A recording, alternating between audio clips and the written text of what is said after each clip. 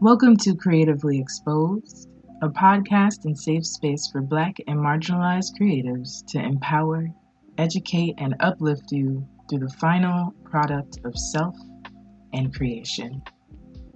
Bring a homie, share with a homie, and enjoy the show. Welcome to Creatively Exposed, and this is a super late night episode. So do that with what you will. I have warned you. Do not say that you have not been forewarned. Try not to be too loud for my neighbors. So there's a couple of things, right? Two things just to start out. First off, a voodoo knot. Congratulations. It keeps getting better. Like, I have the absolute excitement and joy to celebrate LP Kindred, who was recently read on LeVar Burton's podcast. And if you have not gotten your life to LeVar Burton, please do so. So he chooses short fiction stories, usually sci-fi, speculative fiction. And Maticha from Voodoo Knots got read there, and that is just like anyone who grew up on Reading Rainbow knows the magnitude of what that means. So definitely check out Your Rover is Here. It's a really dope story.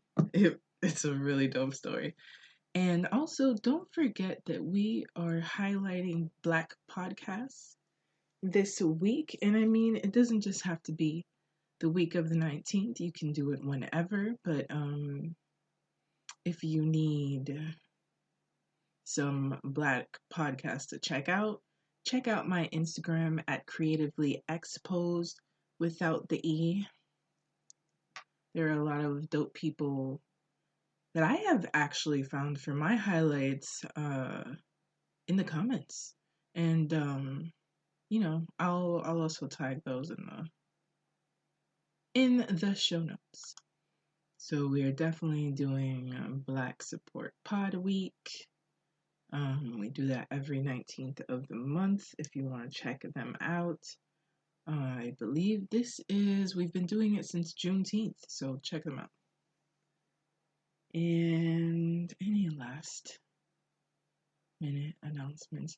The 𝐂𝐚𝐬𝐡 challenge. So I am super behind, but what I have realized is I have turned into a collector of poetry books, and so some really dope ones have been from Jason B. Crawford. I also bought the one from 𝐂𝐚𝐬𝐡, which was the winner of the 𝐷eloitte Chapbook Prize. They also have a contest due September 15, if I'm not mistaken. Let's see, whom else? Also, I have a dope friend who has her own chapbook out. It's called You Were Supposed to Be a Friend. And if you want to check those out, I'll also put it in the description box. It's at SIQ Book, which is my own personal poetry book Instagram.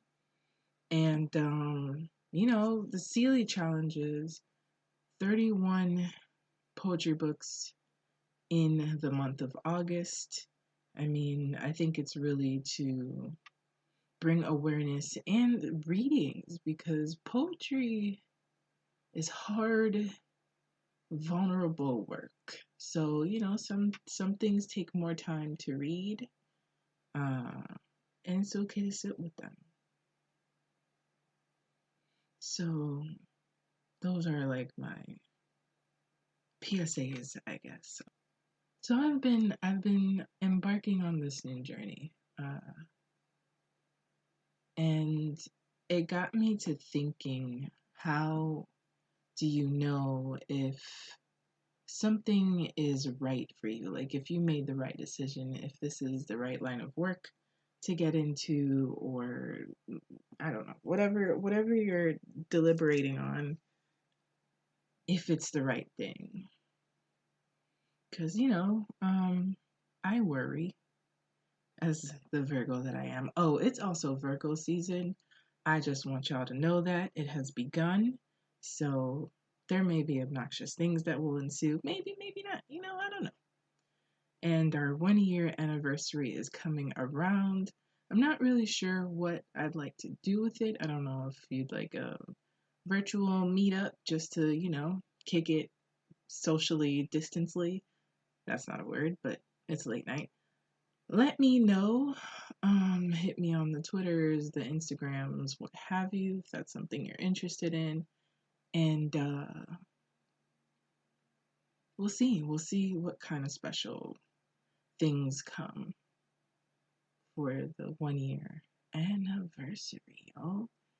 I have made it almost to a year, an additional year of life. I'm claiming that. And also the 1 year anniversary to the show. Anyway, back to my thought process about knowing whatever project, whatever new or restarted old thing just feels right. So I have my merch boutique that is affirmation based. There's Do It Scared, You Are Magic shirts. I'm working on some additional things as well as selling crystals. So, story time. In maybe a few years ago, I was in California with my bestie, and I was visiting him over there, and he's like, I have a place to take you to. And I'm just like, oh, yay, this is going to be great. And he takes me to this really, it's California, it's LA. I think it's Beverly Hills. I don't know. It's like some swanky, very gentrification-ish vegan spots. The hot spot, the new hot spot, right? And vegan food, high priced items and crystals just can't miss in these areas. But I like crystals, so we go into the crystal shop and the vegan spot. He takes me to the store, and it's like this long galley, but it's very, very nice. Like, I like the setup. It's kind of minimalistic, but also quirky. And I'm just like, yo, like, this is, like, I want to be a crystal lady. Like, I want to sell crystals. Like, this is dope, to live this life of crystals and doing all the things, right? Like, I'm trying to be this kind of lady. And it was a thought that I was just like, one day. And here we are years later. And I'm like, you know what? I'm going to give it a try. Will anything sell? I have no idea.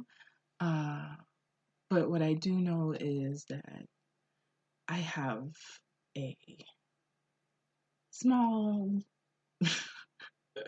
I have an extensive collection of crystals and bracelets. It's, it's alright. I don't have like massive towers or anything, but like I can get into some things, and I know from a glance what some things are and what they do. And I just said to myself, why not? Why not give it a try, right? And I think it's become a problem. Because there's so many crystals, and all of them do amazingly different energetic things. And I don't get tired of finding new ones and sharing new spaces with a good friend of mine. And I've learned some additional trade secrets and stuff, and it's become a good problem.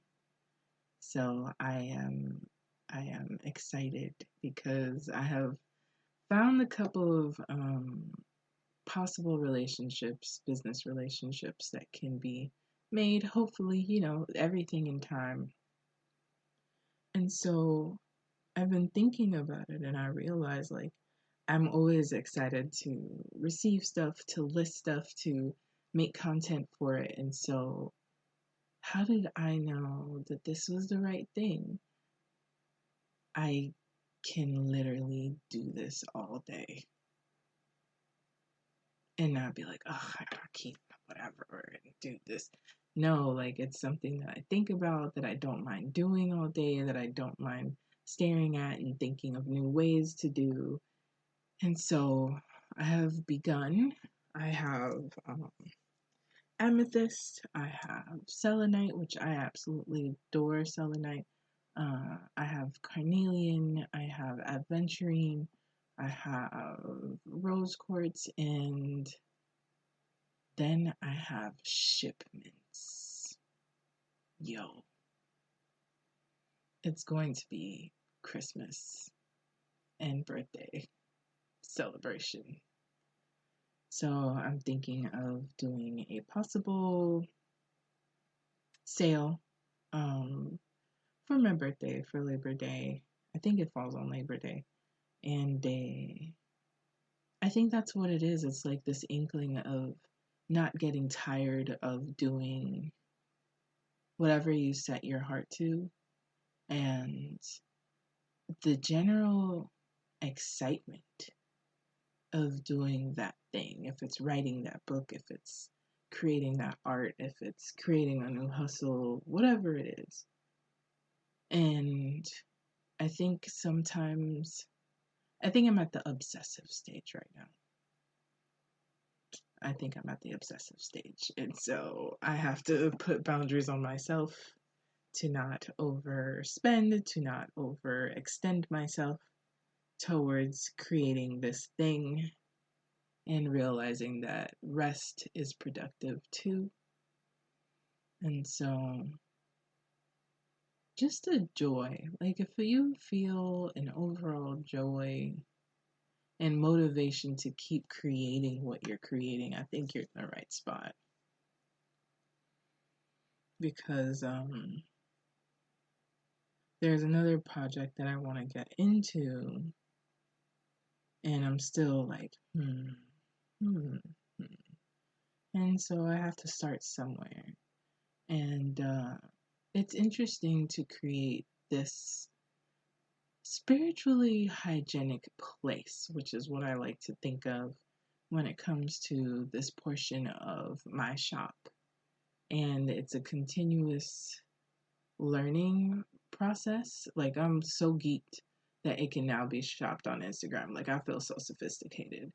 And but it took stress walking away from the computer, telling my friend like 16 times I don't know what I'm doing, her saying maybe you should take a break, me saying no. Like things always look effortless from the outside in, but let us not first compare ourselves, and let us not,